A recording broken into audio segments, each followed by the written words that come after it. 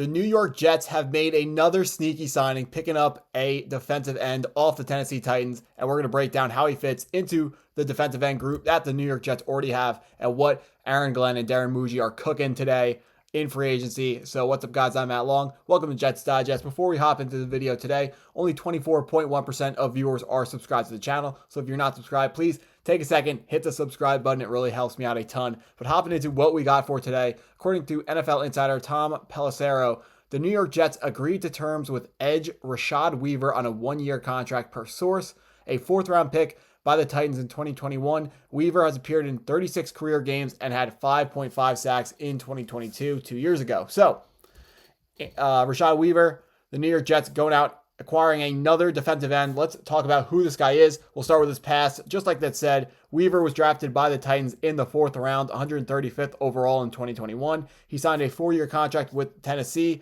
a couple days later in that offseason, but then he lost that first season by being placed on injured reserves September 28th, and then was later waived by the Titans 3 years later without really having a standout season, but he did, 5.5 sacks out of 20 in 2022. Not the worst thing in the world, but looking at the way this guy graded out the last time he was on the football field, according to PFF, graded overall grade of 50.7, pass rush grade of 51.3, and then run defense grade of 48.9. That is obviously poor of looking at all the guys they graded. Now, let's keep in mind this was 2023, the year that he actually played last. But one thing I do want to call out for this guy, this year is a little bit of an outlier for him. In the other years, 2024, 2022, and 2021, when he played less, his grades got higher. So the plan for the Jets would be play this guy less because he plays better when he doesn't get as many snaps and he's used more as a rotational pass rusher. Another important point that the grades tell us is not really on this year, but on all his other 3 years in the NFL, his pass rush grade is significantly higher than his run defense grade. So looking at how this guy grades out, I'm expecting a player who is going to be used as a rotational pass rusher, but it's going to give us almost nothing when it comes to run defense. So that's what we're expecting here. Now on to what we got cooking for the defensive ends.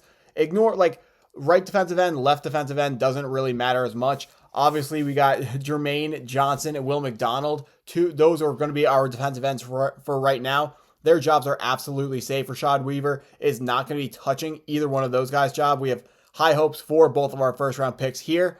And I know Will McDonald is kind of close to the same thing as Weaver, where he's a much better pass rusher than he is run defender. But Rashad Weaver is hopefully going to be someone who can fill in more as a, just he's another guy. We remember, I know people obviously for good reason don't want to hear about Robert Saleh, but his strategy was pass rush comes in waves, keep the pass rushers fresh, have a bunch of pass rushers. So when it's late in the game and, if the game's going well, we'll be up and forcing the other team to pass. We'll be able to rotate pass rushers to keep our guys fresh while the offensive linemen don't get a chance to reset. They're not going to come off the field and they're going to be getting tired, but we're going to stay fresh. So that's the idea. Not a game-changing signing with Rashad Weaver. He is going to 5.5 sacks is obviously that's pretty good, but that was 2 years ago. And his most current season spending it on a practice squad is not the best thing going forwards.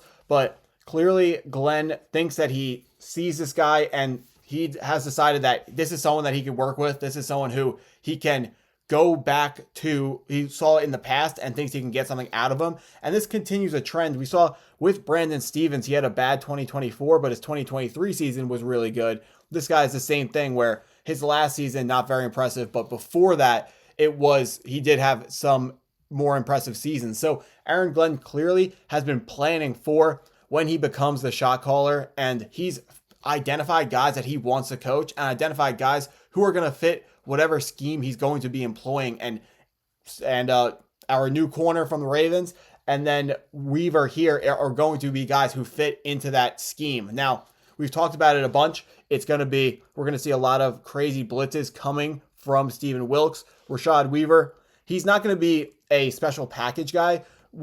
His height, weight, he is 6'4". His weight is in the thresholds of what you're looking for. So he's not like Will McDonald came out underweight. Weaver is already where you want him to be, so he's not going to be held off the field because of his weight.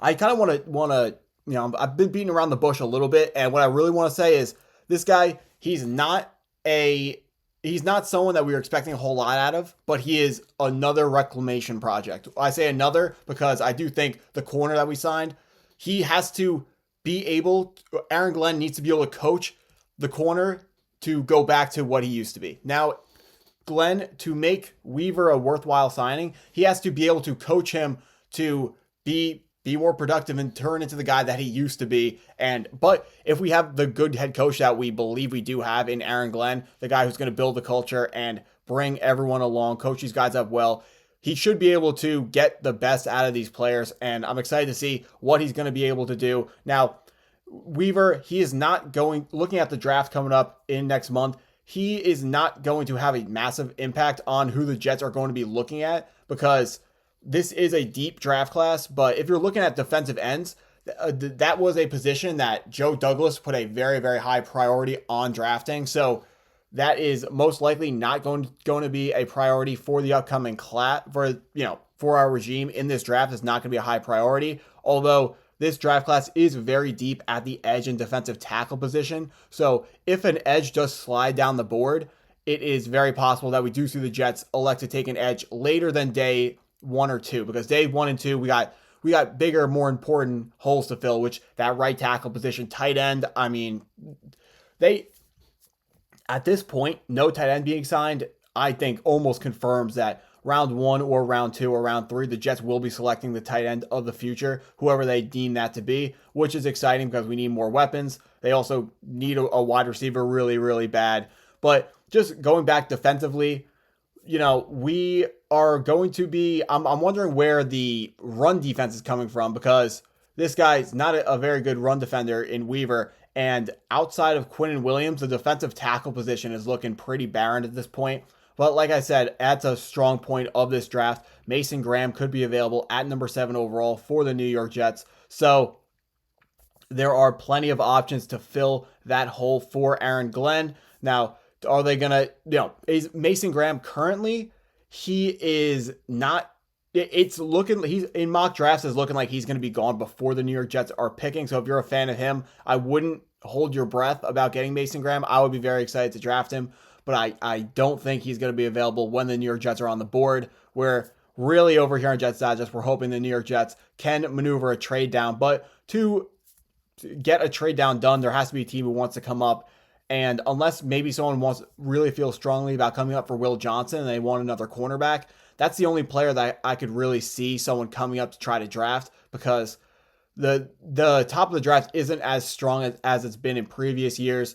There probably isn't going to be the player available at 7 that teams are going to identify as the guy. They're not going to look at him and go, oh, we need that guy. We can't wait till 8, 9, or 10 to draft him. We have to come up to 7 and go get him. So I hope someone does want to come up and offer the Jets some 2026 draft picks to make that move. But at this point, we're not getting a whole lot of buzz on trading down. It's only been buzz on trading up, and the trading up buzz has really slowed down a lot. It looks like if there's going to be a team trading up, it is going to be a New York team, but it's going to be the New York Giants, not the New York Jets, which is fine by me.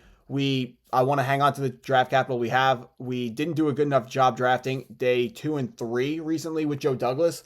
So we got to be able to find some more cheap guys, some more, like I said, defensive tackles, wide receivers needs to be addressed in the early rounds of the draft. Even if it's not round 1, we need guys that we can actually build around long term, other than Garrett Wilson and Quinnen Williams. Great players, but they need help. They can't do it on their own. But this guy, just to quickly wrap up, Rashad Weaver here, don't expect a ton out of him.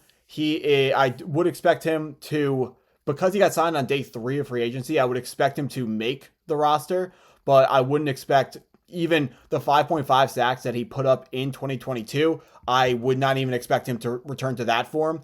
And this is a player that I would expect something like 1.5 to 3.5 sacks this year in a rotational pass rushing role for the New York Jets. He might even be relegated to a role where he only plays on third downs and passing downs, so he can really get after the quarterback, and his poor run defense grades aren't stressed. But I'm excited to see what this guy brings. And, I will admit I did not know a whole lot about this guy before preparing for this video. So, but now we know about him, and I'm excited to have him on the Jets. And if he's excited to be a New York Jet, I'm excited to have him. So excited to see what Aaron Glenn is going to go ahead and do with this guy. So if you enjoyed the video, please hit the like button, hit the subscribe button if you're new, and as always, go Jets.